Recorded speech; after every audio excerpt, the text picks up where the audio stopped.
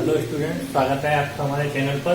तो आज हम जानेंगे अलजेब्रिक एक्सप्रेशन के बारे में। अलजेब्रिक एक्सप्रेशन होता क्या है, सभी क्लास के लिए ध्यान से देखेंगे, सुनेंगे और समझेंगे। और सारा का सारा एक एक स्टेप करके मैंने क्लियर करने की कोशिश की है। वीडियो को छोटा करने के लिए मैंने कुछ डेफिनेशन यहाँ लिखी हुई हैं, आइए समझ लेते हैं। सबसे फर्स्ट लिखा है algebraic expression. Algebraic expression means होता है बीजीय व्यंजक। हिंदी में बोले तो इसको बोलेंगे बीजीय व्यंजक, अलजेब्रिक एक्सप्रेशन। अलजेब्रिक एक्सप्रेशन की डेफिनेशन हम याद करेंगे। N algebraic expression in mathematics is an expression which is made up of variable and constant along with algebraic expression plus minus into divide। यानी हिंदी में हम कह सकते हैं एक बीजीय व्यंजक इन मैथमेटिक्स, गणित में एक एन एक्सप्रेशन विच वह व्यंजक है मेड अप वेरिएबल, चर और कांस्टेंट अचर से मिलकर बना होता है, जिसमें प्लस माइनस इंटू डिवाइड आज सभी चिन्ह होते हैं। तो क्लियर, आपको डेफिनेशन को लर्न करना है। नेक्स्ट चलता है टर्म्स। टर्म्स किसे कहते हैं? टर्म्स को हिंदी में बोलते हैं पद। Terms are the element separate by the plus और माइनस सिंस। टर्म्स वे पद होते हैं या वे अवयव होते हैं जो सेपरेट मीन्स अलग अलग होते हैं बाय द प्लस और माइनस। प्लस और माइनस के चिन्ह द्वारा जो टर्म, जो एलिमेंट्स हमारे अलग अलग हो जाते हैं बाय द प्लस माइनस के चिन्ह द्वारा, उनको हम क्या बोलते हैं? टर्म, पद। नेक्स्ट चलते हैं हमारा वेरिएबल। वेरिएबल क्या होता है जान लेते हैं। Variable, letters are variable. जितने भी हमारे लेटर्स होते हैं, भले ही वो किसी भी अल्फाबेट में हो, ABCD हो या हिंदी में हो क ख ग घ, जो भी हैं हमारे सभी, किसी भी भाषा में जो भी हमारे अल्फाबेट्स होते हैं, वो सभी लेटर्स हमारे क्या कहलाते हैं? वेरिएबल। तो वेरिएबल क्लियर हो गया। नेक्स्ट चलते हैं कोफिशिएंट। कोफिशिएंट का मतलब होता है गुणांक। कोफिशिएंट का मीन्स होता है गुणांक। मीन्स गुणांक का मतलब है किसी में गुणा होने वाला अंक, यानी जिस अंक का किसी में गुणा हो रहा हो उसको हम बोलेंगे गुणांक। यानी number that is multiply by variable, यानी जिस नंबर का वेरिएबल में मल्टीप्लाई हो रहा है उसी नंबर को हम क्या बोलेंगे? गुणांक। एग्जाम्पल से समझ लेते हैं कि गुणांक होता क्या है। जैसे मैंने यहाँ पर एक एक्सप्रेशन लिखा है कि टर्म लिख दिया मैंने 5x। 5x में हमारा जो x है वो हो गया हमारा वेरिएबल, वेरिएबल हो गया। और इसमें जो x है वो वेरिएबल है, लेकिन जो 5 है ये क्या हो गया यहाँ पर? कोफिशिएंट। क्लियर, समझ में आ गया? तो यहाँ 5x में x का कोफिशिएंट क्या हो गया? 5। ऐसे ही हम नेक्स्ट ले लेते हैं। जैसे मैंने लिया 10x, तो 10x में x का कोफिशिएंट क्या हो गया? 10। नेक्स्ट मैं ले लेता हूं कि 5xy। अगर यहाँ हमें y का कोफिशिएंट पूछने लगे, y का कोफिशिएंट, तो y को हटा देंगे, 5x कोफिशिएंट होगा। क्लियर? तो 5x कोफिशिएंट होगा। नेक्स्ट चलते हैं।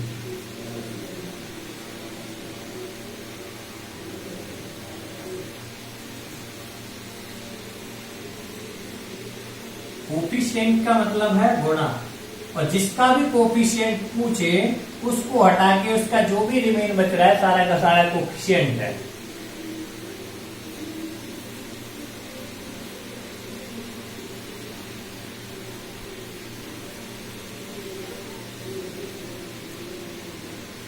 नेक्स्ट हमारा डेफिनेशन क्लियर हो गई।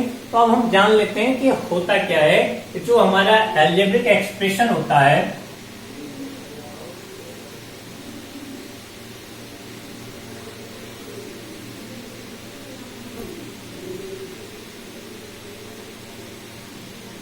अलजेब्रिक एक्सप्रेशन, अलजेब्रिक एक्सप्रेशन कितने टाइप का होता है? तो सबसे फर्स्ट हम जानेंगे, जैसे कोई अलजेब्रिक एक्सप्रेशन मैं पहले आपको क्लियर कर देता हूं होता क्या है। जैसे मैंने लिया कोई 5x + 7, तो हम इसमें सभी पदों पर विचार करेंगे कि इसमें है क्या क्या। अगर इसमें टर्म्स की बात की जाए, किसकी बात की जाए? टर्म्स की। तो कितने टर्म्स हैं इसमें? तो टर्म्स में क्या बताया था हमने, कोई प्लस माइनस के चिन्ह द्वारा जो भी हमारा सेपरेट हो रहा हो उसी को हम टर्म बोलते हैं। तो हमारा प्लस ये 5x से 1 सेपरेट हो गया, तो 5x हमारा इसमें टर्म है। नेक्स्ट दूसरा चलते हैं, प्लस का 7 है, तो प्लस का 7 भी हमारे पास इसमें टर्म है। तो इस एक्सप्रेशन में कितने टर्म है टोटल, 2 टर्म। कौन कौन से, 5x एंड 7। तो क्लियर हो गया, टर्म्स क्लियर हो गया। नेक्स्ट यहाँ मैं कोई और भी लिख देता हूं, जैसे मैंने लिख दिया यहाँ पे 3x²। तो ये भी हमारा एक्सप्रेशन है। अगर यहाँ टर्म की बात करें तो यहाँ पे हमारा टर्म में एक और जुड़ जाएगा, यहाँ हमारा टर्म में हो जाएगा ऐसे टर्म्स, यहाँ पे क्या 3x² और ऐड हो जाएगा, क्योंकि पहले वाले में 2 टर्म थे, इसमें अब 3 टर्म है, 3x², 5x और 7। तो तीनों ही टर्म क्लियर हो गए। अब बात करते हैं इसमें कि कोफिशिएंट।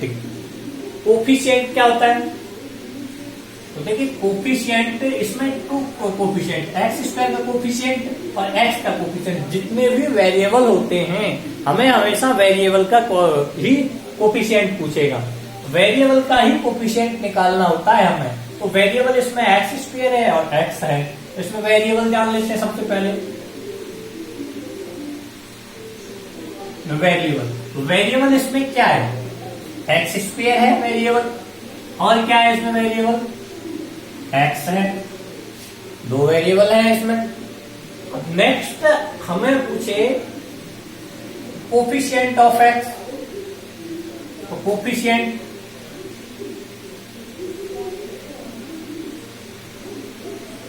ऑफ x, तो कोफिशिएंट ऑफ x² भी पूछ सकता है। दोनों को बता रहा हूं मैं, ध्यान से देखिए। कोफिशिएंट ऑफ x, x के गुणांक में क्या आ रहा है, 5, चिन्ह के साथ लेंगे तो 5। x² का कोफिशिएंट क्या है, 3, चिन्ह के साथ लेंगे 3। तो कोफिशिएंट क्लियर हो गया। कोफिशिएंट के बाद चलता है इसमें कांस्टेंट। अब देखते हैं कांस्टेंट क्या होता है। कांस्टेंट में क्या होता है, कोई भी वेरिएबल नहीं होता। अलजेब्रिक एक्सप्रेशन, कोई भी एक्सप्रेशन हो जिसमें कोई भी वेरिएबल नहीं होता, वेरिएबल इज नॉट प्रेजेंट, इसमें कोई वेरिएबल नहीं है। 7 देखिए, 7 में कोई भी वेरिएबल नहीं है, x y z a b c d कुछ भी नहीं है। तो ये 7 हमारे क्या हो गया, कांस्टेंट। ऐसी जो वैल्यू जो सिंगल न्यूमेरिक होती है उनको सभी को क्या बोला जाता है, कांस्टेंट। क्लियर। अब नेक्स्ट चलते हैं इसमें टर्म्स के बारे में तो बता ही दिया, 3 टर्म्स होते हैं, 3 टर्म्स। तो क्लियर हो गया।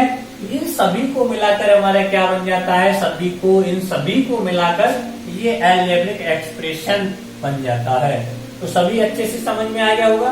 अब जान लेते हैं इसके पार्ट्स के बारे में, इसके पार्ट्स होता क्या है और कैसे हम डिसाइड करेंगे कौन सा हमारा मोनो है, कौन सा बायनो है, कौन सा ट्राइनो है और कौन सा पॉलिनोमियल है।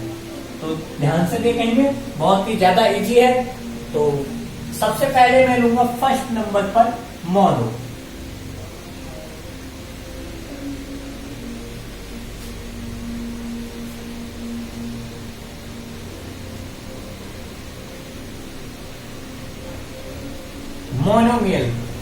मोनोमियल जिनको बोला जाता है जिनमें केवल एक ही टर्म हो।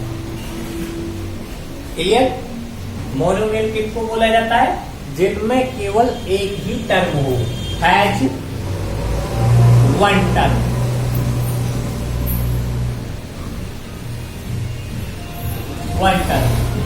क्लियर। केवल उसमें एक ही टर्म होता है। जैसे एग्जांपल में मैंने ले लिया 5x, 1 टर्म है, केवल एक ही टर्म है। नेक्स्ट मैं ले लेता हूं yz, सिंगल टर्म है, कोई भी प्लस माइनस का चिन्ह नहीं है बीच में, ये हो गया। नेक्स्ट एक और एग्जांपल लिख लेते हैं हम 7, तो ये भी हमारा मोनोमियल है। तो क्लियर, मोनोमियल क्लियर हो गया। नेक्स्ट चलते हैं हम बायनोमियल।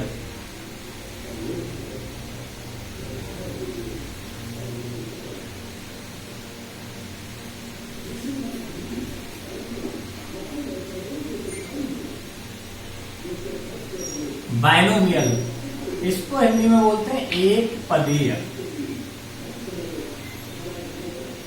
बायनोमियल को हिंदी में बोलते हैं द्विपदीय।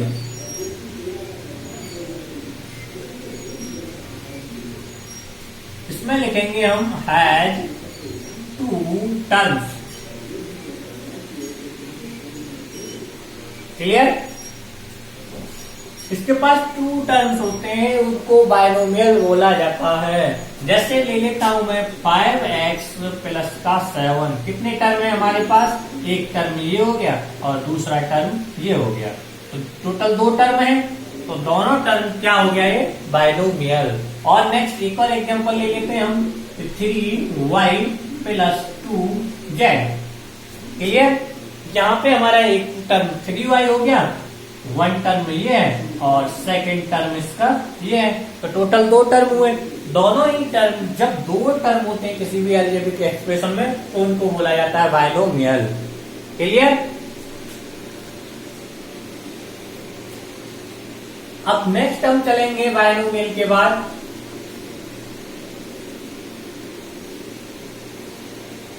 ट्राइनोमियल।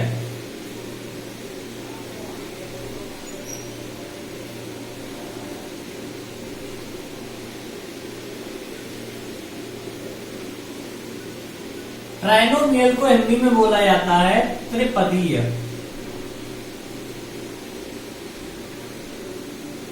त्रिपदीय है 3 टर्म, यानी जिस भी अलजेब्रिक एक्सप्रेशन के पास 3 टर्म होंगे उसको हम बोलेंगे ट्राइनोमियल।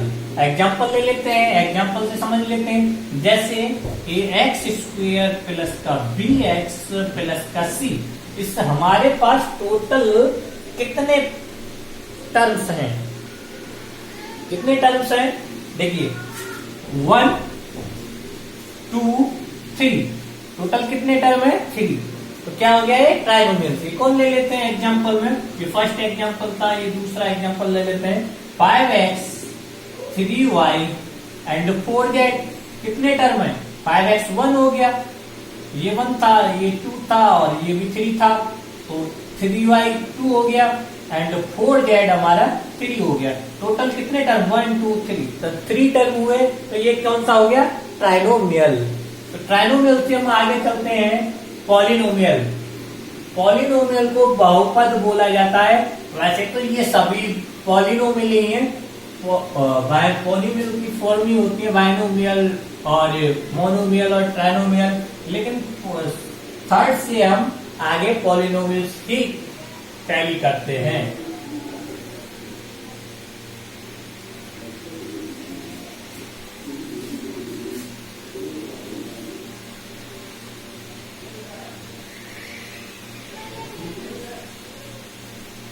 बहुपद लिखेंगे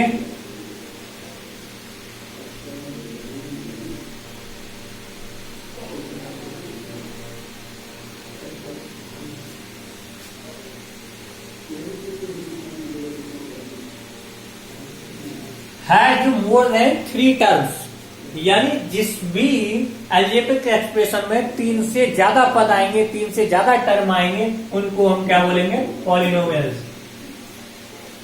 एग्जाम्पल 5x प्लस का 3y इंटू 6z प्लस का 2। क्लियर? इसमें गिनेंगे कितना टर्म देंगे? First term, second term, third term and fourth term. Clear? 4 term हो गए। तो ये 4 टर्म हो गए, तो मोर देन 3 टर्म, 3 से ज्यादा हो रहे हैं, अब 3 से, तो इसीलिए ये क्या हो गया हमारा? बहुपद, पॉलिनोमियल्स।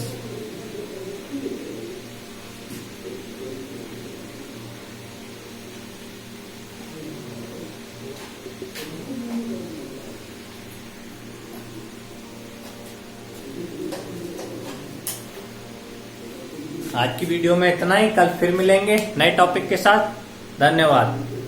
चैनल को लाइक और सब्सक्राइब करें।